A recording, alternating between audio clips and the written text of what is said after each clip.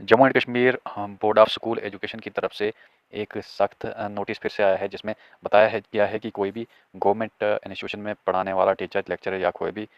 जो teaching department में है वो प्राइवेट इंस्टीट्यूशन में या फिर प्राइवेट ट्यूशन नहीं पढ़ा सकता है। तो अगर जो भी ये वायलेट करेगा तो उनके खिलाफ स्ट्रिक्ट एक्शन लिया जाएगा। स्कूल एजुकेशन डिपार्टमेंट की तरफ से एक हदायत के मुताबिक बताया गया है कि कोई भी school teacher including lecturers, masters या फिर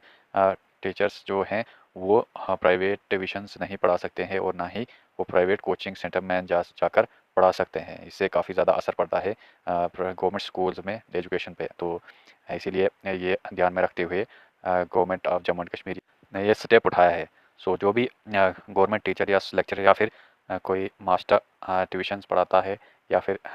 कोई कोचिंग सेंटर में पढ़ाने जाता है तो उनके लिए सख्त वार्निंग है। अगर कोई भी वायलेशन करेगा रूल्स का तो उनके खिलाफ सख्त कानूनी कार्रवाई की जाएगी। इसलिए सभी टीचर्स को गवर्नमेंट स्कूल्स में फोकस करना चाहिए ताकि जो एजुकेशन स्टैंडर्ड है गवर्नमेंट स्कूल्स का वो भी अच्छा हो सके। डिपार्टमेंट की तरफ से एक सर्कुलर इशू किया गया था जिसमें बताया गया था कि जो भी डीडीओज हैं और HOIs हैं यानी हेड ऑफ द इंस्टीट्यूशंस, उन्होंने सर्टिफाई करना था कि उन्होंने ये देना था कि कोई भी उनकी जो निगरानी में टीचर या लेक्चरर या फिर मास्टर्स हैं वो प्राइवेट कोचिंग सेंटर्स या प्राइवेट ट्यूशन्स वगैरह नहीं पढ़ा रहे हैं। तो इससे इसके मुताबिक देना था कि अगर कोई भी ये वायलेशन करता है तो उसके खिलाफ स्ट्रिक्ट डिसिप्लिनरी एक्शन लिया जाएगा under Jammu and Kashmir employ service conduct rule 1971 के तहत उसके खिलाफ सख्त कार्रवाई की जाएगी। तो ये एक सर्कुलर इशू किया गया था सभी डीटीओज और हेड ऑफ द इंस्टीट्यूशंस को। तो उन्होंने सर्टिफाई करना था कि कोई भी उनकी निगरानी में जो टीचर्स या फिर मास्टर्स वगैरह हैं वो ट्यूशन्स वगैरह नहीं पढ़ा रहे हैं।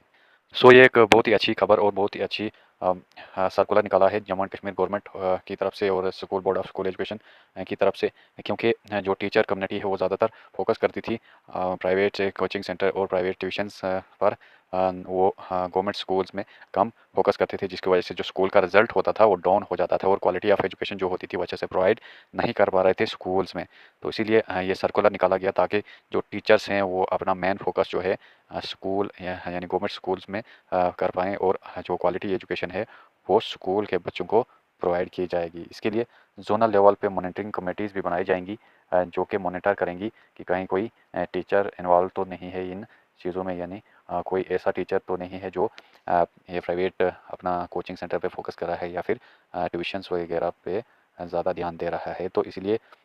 ये ज़ोनल लेवल पे मॉनिटरिंग कमेटी बनाई जाएंगी जिससे जो क्वालिटी ऑफ एजुकेशन है, इंटीग्रिटी ऑफ एजुकेशन सिस्टम में एनहेंस होगी और quality of learning and government schools जो है वो ग्रो करेगी, यानी बेस्ट क्वालिटी प्रोवाइड कर पाएंगे जो टीचर हैं वो गवर्नमेंट स्कूल में, ताकि जो इनरोलमेंट कम हो रही है गवर्नमेंट स्कूल्स में तो वो बढ़ सके। क्योंकि अभी हमने रिसेंटली देखा कि लगभग 19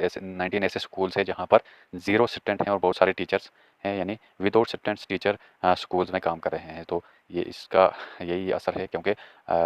प्राइवेट स्कूल पे ज़्यादा फोकस है गवर्नमेंट टीचर्स का, जिसकी वजह से क्वालिटी ऑफ एजुकेशन डिक्रीज़ हुई है और इसका यही रिज़ल्ट रहा कि जो स्ट्रेंथ है स्कूल्स में वो कम होती जा रही है। तो एजुकेशन डिपार्टमेंट ने यही सोच करके ये स्टेप उठाया है ताकि जो गवर्नमेंट स्कूल टीचर हैं वो मेन फोकस अपना स्कूल में, जो गवर्नमेंट स्कूल में बच्चे हैं उन पे कर पाएँ, ताकि जो क्वालिटी जो है बढ़ेगी और बच्चों की तादाद भी। गवर्नमेंट स्कूल में इंटरेस्ट उनका पढ़ाने में बहुत कम होता है, जिसकी वजह से वो अपने बच्चे जो है